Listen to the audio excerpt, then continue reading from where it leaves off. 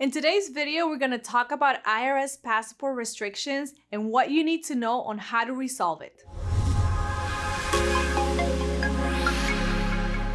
Did you know that the IRS has the authority to restrict your passport issuance? Today, we'll discuss the parameters of the restrictions and how to resolve them. First, let's understand why the IRS can restrict your passport. This is an action that is taken when you have seriously delinquent tax debt exceeding $59,000. Now, that's the number for 2023, but every year it gets adjusted for inflation. The parameters for passport restrictions include specific criteria. It applies to individuals with unpaid federal taxes, including penalties and interest, and the IRS has filed a notice of intent to levy or already filed a tax lien. So how do we resolve this? Well, you have several options to regain your privileges. Option number 1, pay the debt.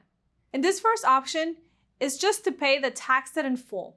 Once paid, the IRS will notify the State Department to lift the restriction. Now, if you can't do that, there's option number 2. Enter into an installment agreement. As long as you comply with the agreement, your restrictions will be lifted. Are you finding this information useful? Please like and subscribe. And finally, option number 3, make a settlement. In option number 3, you make a settlement through an offer in compromise.